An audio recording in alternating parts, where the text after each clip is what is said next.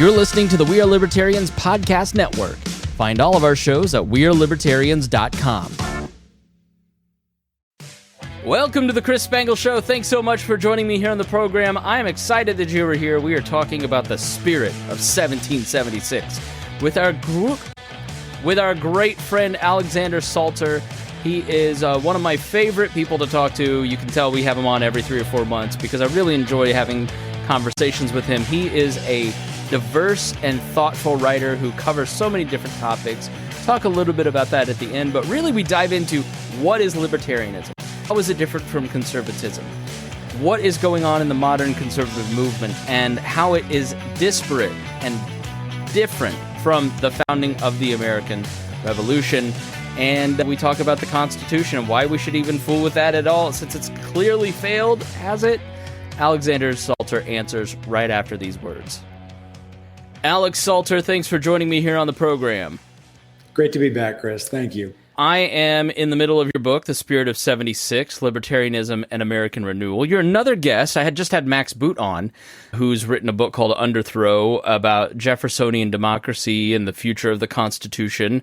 And there seems to be several people who have had the same thought around the same time as me, which is, when everything's going crazy, let's get back to first principles. Talk about why you decided to write The Spirit of 76. I know it's a collection of maybe some other work, but I think it's just incredibly concise. It's a great, if you're looking to give a book to somebody who wants to understand libertarianism or you're trying to understand it, I think it's a fantastic book. But why did you put this together and why focus on first principles right now? You're absolutely right. It is about first principles. The reason that I wrote the book is because both the left and the right are self-consciously turning their backs on what makes the United States unique among the nations. This idea that we are a nation conceived in and founded upon liberty, the idea that human dignity is such that it is wrong to coerce people, to initiate violence against them, to reduce them to mere means to your end. Whether we're talking about public violence in the form of government or private violence in the form of crime, both of those violate our natural rights. And that needs to be our starting point when we talk about politics. On the left, of course, you have all these increasing schemes for centralizing government power and running roughshod over people. But frighteningly, the right seems to be going this way too. You have this new movement for so-called national conservatism, which is basically, as far as I can tell, just another version of progressivism, except for nominally right-wing cultural causes. It's like somebody brought back the absolute worst parts of the Teddy Roosevelt administration. So I don't see much of what makes America in either of these movements. And so I wanted to get back to liberty. I wanted to get back to life, liberty, and the pursuit of happiness and show how these are not just things that we can discard without consequence. They are essential to America. They make us who we are, and we can't forget it. So in the book you write, libertarianism is a rational reconstruction of America's founding principles. Can you clarify what you mean? Expound on that for us, please. Sure. So the way that I think about libertarianism is it's a liberty-first approach to politics.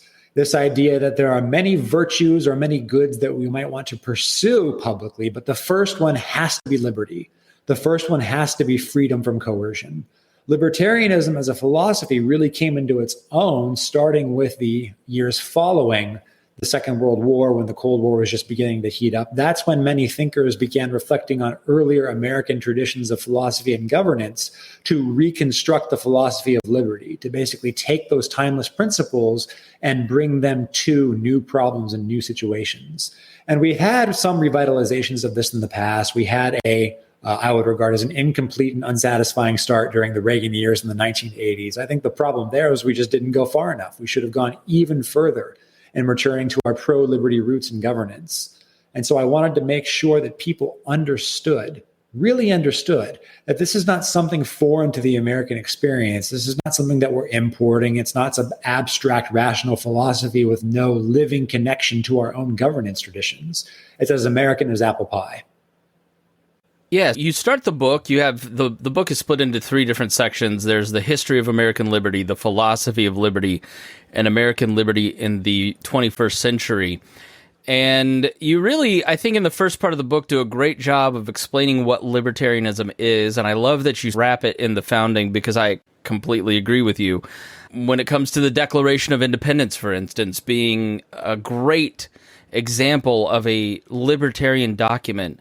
Can you talk a little bit about that? Why is the Declaration considered a libertarian document in your mind? It's a libertarian document because for the first time, you had a group of people come together and say, these are the principles on which just government rests. This is the reason why we think that we have a right to separate from the mother country. It has systematically violated our natural rights that are not given to us from government, rights that are ours by right of our humanity, given from God or given by nature, if you prefer. The point is, they aren't handed down on high by aristocrats or kings or our supposed betters. Every human being, because he or she is a human being, has a right not to be coerced, has a right not to be used as an instrument in somebody else's plans. And if government starts to systematically infringe on those rights, it is proper and appropriate for us to restructure them. And that was the basic intention of the Declaration of Independence. For the first time, people stood up and said, this is fundamentally wrong. It's wrong because we are human beings and we cannot be treated this way, and we're going to do something about it. All right, let me put on my John Stossel hat and give you some counter arguments. Do it. Look, these guys were maybe the greatest hypocrites in the history of the world. Thomas Jefferson owned people and was writing that every person is endowed with liberty and dignity. Why should we revere the founding of this country and the Declaration of Independence and the Constitution and the Federalist Papers when these people were so unable to actually carry out liberty in their own time? It's a perfectly valid question. Slavery is absolutely the nation's original sin. So in many ways, the founders themselves didn't live up to our founding principles, but that doesn't make the principles untrue. You can say it was all just motivated reasoning. You can say it was all just testimony in favor of their special interests or whatever. But if you really dig into the principles, this idea that a human being cannot be coerced politically because we have a right to be free from that sort of arbitrary treatment really does speak to something fundamental about what it means to be human. We are creatures endowed with reason and will. We have to pursue the good. We have to separate virtue from vice and live according to the ways that we know how to live best.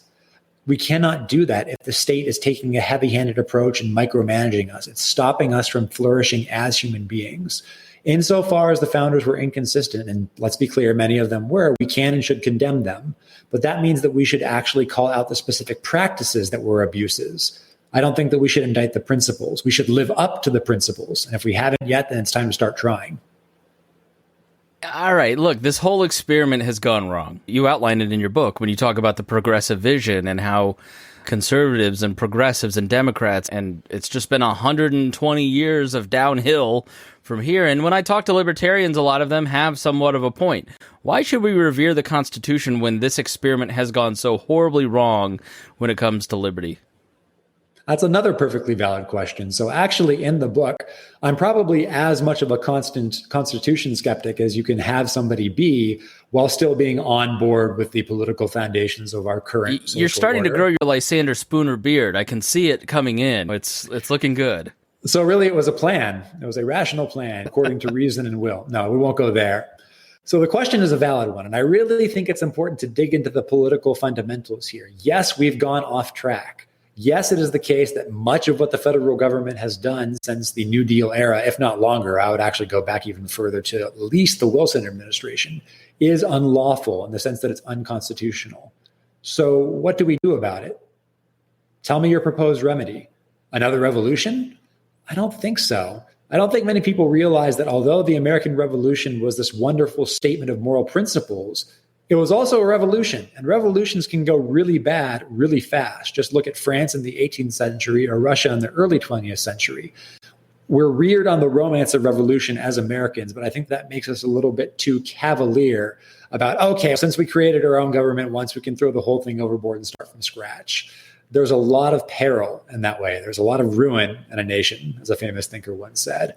So I would argue that the best chance that we have of securing order, liberty today is getting serious about the Constitution, reining in the administrative state, adopting a strict construction of the Constitution, including a strict interpretation of the 9th and 10th Amendments, get really serious about federalism, do all these things that classically liberal conservatives and libertarians have been talking about for decades.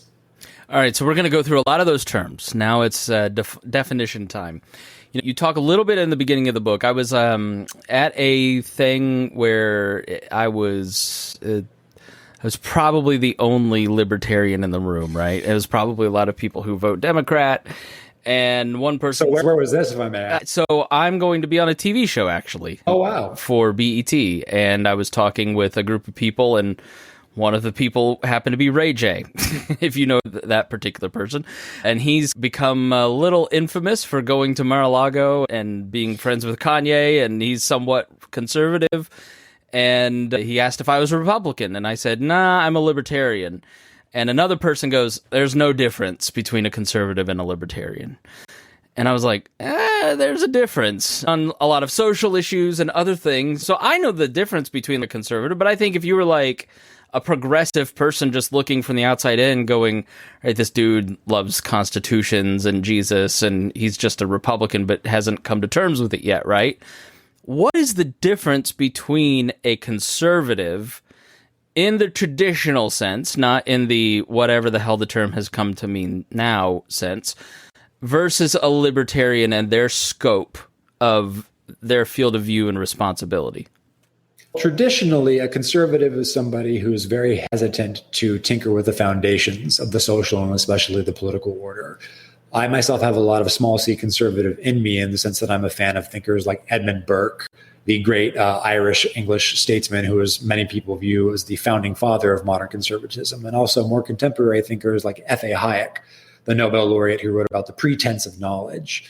But today, what I would say characterizes conservatism is a willingness to use the state power, government power, to enforce particular conceptions of virtue. This idea that we know what the good life is, we know what it entails, we know that certain things are objectively bad for you, and so we're going to take these options off the table, and if you try and do them, we will send men with guns to your house and force you to stop. Now, in many ways, in the book, I position myself as a libertarian conservative because in many ways, I actually agree that those values that conservatives say they want to uphold are the right ones. I think that they're correct. I think that we should all live that way. But I'm not willing to arrogate to the government the power to enforce that at gunpoint, because I think that natural rights are real, and that even for their own good, there are certain things that you just can't do to people. And that's what I would say separates a libertarian. Perhaps a libertarian doesn't actually believe those traditional conservative values are in fact values. Perhaps the libertarian does, but thinks that it's inappropriate to coerce people anyway. That's where I'm at. That's what it means to put liberty first. Yeah, I think we're both there. And I think I know you're a faithful Christian man. I am too. And in a lot of conservative and even libertarian circles, social conservatism I think we're almost past the post of the Bush era in terms of what we'd like to see the government do, this and that. A lot of folks, you're in the Orthodox vein. I see a lot of people in the Orthodox vein. I'm in the Reformed vein. A lot of people are into theonomy in the Reformed camp. And it's become a clever thing I'm post-libertarian. I'm anti-libertarian. They're all fools. When you see some of that criticism and that libertarianism can't work with Christianity and that it's a fool's errand, what do you think? I would ask them what they mean by work. I think a lot of people don't actually admit to themselves how much they think that all of society should conform coercively, if necessary, to their social vision. Now, don't get me wrong. I am a Christian. I think that everybody should be a Christian because Christianity is true. Jesus Christ rose from the dead and is still alive today. That's that. But we are not permitted to put weapons against people's heads, swords against their necks, and say, live this way, or bad things will happen to you. That option is explicitly taken off the table. We don't have that right. To the extent that we want to guide people to the good life, we have to lead by reason, by example, by persuasion. And we have to be okay with being a minority in a world that largely despises us and our value systems. This is not unfamiliar territory for the church. In many ways, the church is at its strongest when it's reviled by the larger popular culture. So I'm not afraid of being a religious and or moral minority. Again, we have this in our experience. We lived with it then, we can live with it now. I think that we're doing far greater damage to the witness of Christianity if we start trying to not only convert people by the sword, but also try and enforce a Christian morality on people with the sword. That's the greater threat today, and I do not think that is ultimately going to bring people closer to Jesus Christ. Yeah, I agree with everything you said, and I generally think that sort of the bad reputation of the evangelical church and some of the excesses of it were brought out by the Bush years, where we tried to force religion into politics. And, that it's odd watching Mike Pence, because forever Mike Pence was Mr. Republican. If you're a Republican, this is the guy that you just think he just is dead on right about everything, right? Wrote the Patriot Act, very pro-life. I didn't know Mike Pence wrote the Patriot Act. He did. He used to brag about it on his website. Yeah, I'm here in Indiana. Really? I ran a campaign against Pence. He was like number 3 in the House and really helped shepherd that through. Here's a guy who now you look at him and you go, this isn't it. Why is this guy even running for president? His vein of conservatism really has fallen out of favor for a lot of the NatCons or the whatever the heck the Trumps are, the MAGA people and QAnon and the top-down conspiracy folks. Or there's the Sorabamari Catholic, there's national conservatism, but I don't know what they are, right? The deal of fusionism has fallen apart. And you talk a little bit about that. I'd love for you to define fusionism. What was it, and what has happened to it? Absolutely. Fusionism is a philosophy associated with many of the founders of National Review magazine in the mid-1950s. And it was basically the assertion that both liberty and virtue are inherent in the American political tradition. And that furthermore, institutionally and philosophically, the American tradition has approached these virtues, right? The right to be free and the right to be good in such a way that it's government's job to make us free. And then we allow the other sectors of civil society, churches, universities, fraternities, lodges, other civil organizations to instill communal virtue in us. It's a comparative advantage story, this idea that we're allocating to each social sphere the task that they're best at. We're not saying in the abstract that liberty is more important than virtue. In fact, the whole point of being a human person is to learn to be good and then to be good. Virtue is the end of human existence. But government can't make men good. It can, in some circumstances, draw some warning posts or keep away gate fences around some really bad things, but it can't actively lead us to the good life. We have to do that in voluntary community, in families, and other important institutions that are really, in the grand scheme of things, far more important than the state.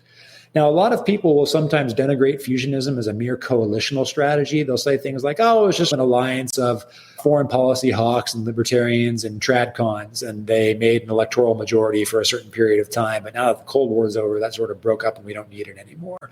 To be clear, there was a coalitional aspect to it, but I think that at its root, it was a coherent philosophy about how human beings can flourish. The combination of political liberty and civic virtue is how we can be our full, authentic human selves. Stephanie Slade at Reason Magazine has done a lot of good writing on this, and so I would actually direct a lot of your readers to her works as well. Yeah, fusionism has broken apart in favor of a more proactive, I would say, progressive government. Is it fair to say that it is progressivism? Yeah, it is just straight up progressivism. Yeah, go into that into detail, please. This idea that we need a top-down administrative state, largely unshackled from constitutional norms, largely run by a discretionary executive rather than answerable to the people's representatives in Congress assembled. If you look at the progressive movement, it wasn't exclusively a movement of the left when it first came about in the late 19th and early 20th centuries. There were plenty of people that we would culturally associate with the right who were progressives. The whole point was constitutional government is outdated. It's too slow. There's too many checks and balances. We got to get all this stuff down out and empower a vigorous executive to micromanage society from on high.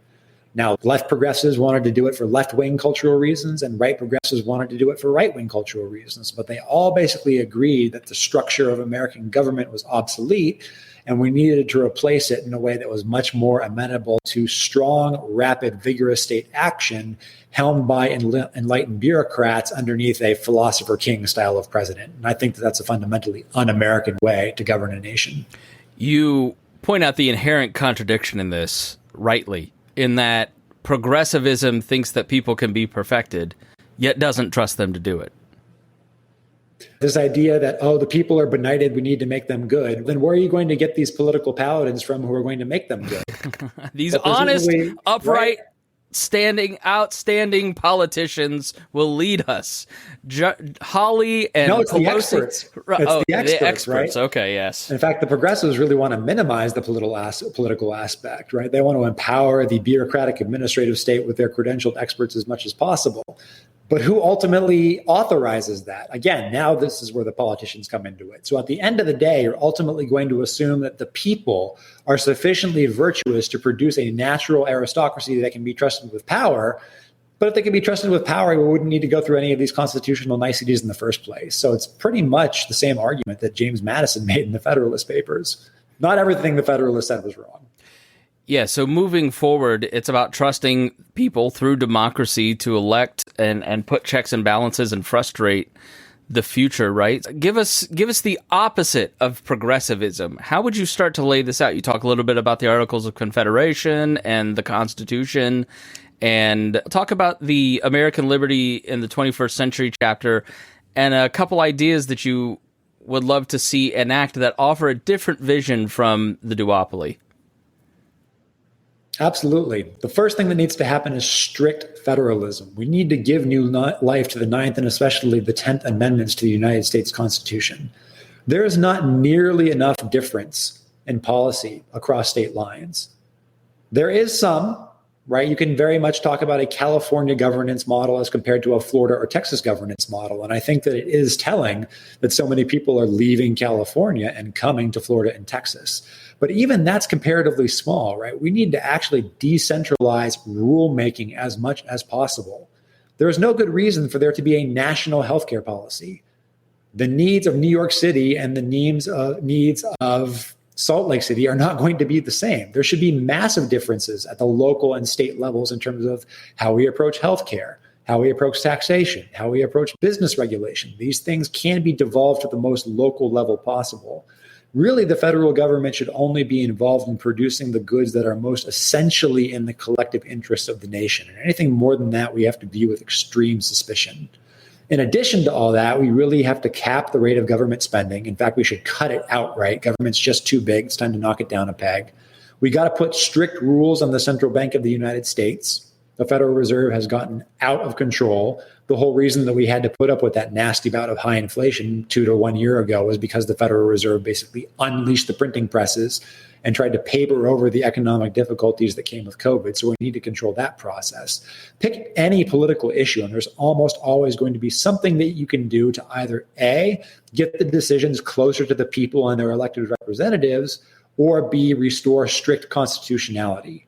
We got to get control of this process, and we have to respect the original design intentions, because if we don't, we can't be surprised and shocked that this thing is going off the rails. It's like we're trying to use the machine to do something completely differently than it was intended to do, and then we act surprised when it doesn't work. Why would it work? Why would you expect a swimmer to swim if you tie a 50-pound weight to him? It's just going to drag him down. The problem's not with the swimmer, it's with the weight. I know. I was ranting to my wife that we must end direct election of senators and go back to states doing it. She's like, what are you talking about? I go, look, we neutered political parties, which were an essential institution in weeding out the nuts. And now the nuts, thanks to, it's part of what led to oligarchy and part of what led to primaries electing nutty people, right? She's like, all right, I guess you have a point, but that just seems like such a wild idea that I don't think you could ever sell. I was like, I guess 100 years ago when they started selling this stuff, Alex, you go and read Deb's, I've said this for more than 15 years at this point in speeches. If you go back and read Eugene Debs' 1908 and 1912 platforms, Barack Obama was the ultimate fulfillment of so many of those ideas. And libertarians, I tend to think about the news cycle, or really everybody thinks about the news cycle. They think about current events, and they're not putting forward a long-term vision for 100 years from now. So I think your book gets at a point at that, but I think that is a key missing piece that libertarians are missing. And all right, we're in this constitutional system. We can argue about anarchy all day, but the fact is the system is really hard to change. We're recording this the day after Donald Trump gets his fourth indictment, right? And that's because he fundamentally wanted to transform the Constitution in a single day. If you don't agree with me, you're just wrong, and go look up reality and check it. Opinions expressed by me may not be Alex's, but he is now facing consequences within the constitutional system for rapid change, which is not how it was designed. It was meant to be slow. And you have to have a long-term vision for where it would like to go. How do we achieve that vision? First, do you agree with me? And how do we achieve that vision when people on the right generally are like herding cats? First, you don't need to put a disclaimer on Trump contempt. I'm 100% with you. It's not a secret. Anybody who's familiar with anything I've ever written would probably know that. Good. We really need to, I think that many intellectuals, public intellectuals, people who are civically engaged, have been a little bit too hesitant to try and bring their ideas and turn them into practice. This idea that it's okay to talk and philosophize about politics, but when it comes actually time to roll up your sleeves and try and make our institutions better, that's partisan, that's icky. We might have to make compromises, and we don't like doing that. I'd much rather just write another op-ed about it. Don't get me wrong. I love writing op-eds. I do it all the time. But at the same time, and here's the only thing I'll agree with Teddy Roosevelt about, you got to be in the arena. You have to be willing to take a stand on public issues and actually stand up for things that you believe in and make them happen. And until more people are actually willing to do that, it's just going to be talk. It's just going to be talk. Do we care enough about our ideas to see them incarnated in society's institutions? I think a lot of us, and I actually sometimes feel this, we're a little bit scared to try and do that, because if it doesn't work, that might discredit our philosophy, and that could throw into question, have I been wrong all these years about what I believe? And that's stressful and scary. We got to get over it. We got to be in the arena. So I'm looking at your Amazon authors page, and we've got a book on distributism, which is something that you've been talking a lot about on other podcasts. Mm-hmm. We've got Money and the Rule of Law, which we've had you on to talk about. We've got the Medieval Constitution of Liberty, Political Foundations of Liberalism in the West, which I also picked that one up. It's a very cheap price on Kindle right now.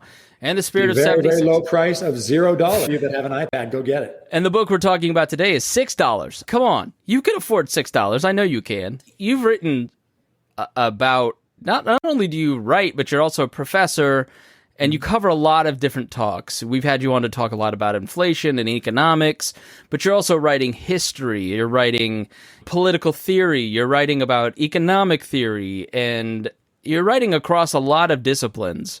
How do you do that? How do you achieve that? What does your day or week look like that you're able to have this much output? First of all, I'm flattered that you think so highly of my writing, and I do. I think readers enjoy it too. Yeah, the book is, as you can tell, his answers. We're at a 30-minute podcast that most people would be in an hour or 50 minutes, but you're very concise. The book is very concisely written. The Spirit of 76, very well written. Everyone's got time for 100 pages. It's 100 pages. $6, yes. 100 pages. Come on, people. But to answer your question, I think that the key really is I cut my teeth as an economist. That's how I approach the social sciences. That's how I approach the humanities, including philosophy, political philosophy, even the little bit of theology that I sometimes get into. And to be perfectly frank, I do think that the economic way of thinking is a necessary starting point for analyzing all aspects of society as it is. I do think that studying economics can help you find the hidden logic and the hidden order in both simple, mundane, everyday things and really exotic, civilization-shaking things. And being able to find that order, to be able to explore and explain the causal links between important human events, that's the strong grounding that you need to get into the more speculative and humanistic disciplines. And so for me, at least, I would really say you can't participate in these conversations meaningfully insofar as they touch on social organization and social reform unless you have basic economics under your belt. You don't have to have a PhD in economics, obviously. You don't even need to have a degree. But you should be familiar with the rudiments of the economic way of thinking. You should understand why demand curves slope down. You should understand scarcity and choice and opportunity cost. And you should unflinchingly apply these concepts to any and all questions of social institutions and social organization. And I think that's going to be a productive place to start. Economics can't, of course, tell you what's good and what's bad. You need philosophy and especially theology to do that. But economics can tell you, if you want X good thing, should I or should not do Y?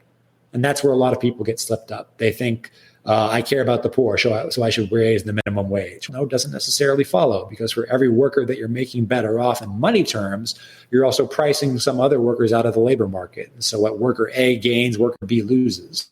Not clear that there's any benefit there. So you need to be able to evaluate trade-offs. You need to be able to look at society and analyze it dispassionately. And then from there, you can do the fun stuff.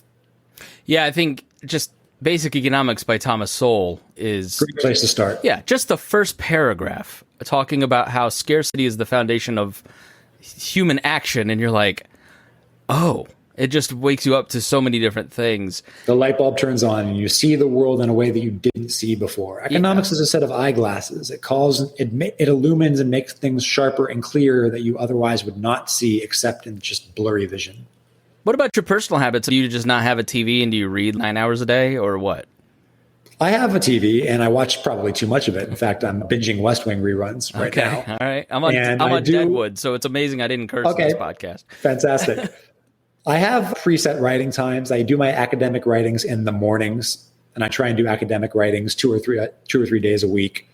I'm much more flexible with my public and popular writing. I can write an op-ed much more flexibly in terms of my environment, in terms of my other schedule. Academic writing, I really got to make sure that I'm in my right place with my right materials. But yeah, I spend a lot of time working. I spend a lot of time reading. When I'm not in the classroom, I'm writing. And when I'm not writing, I'm reading.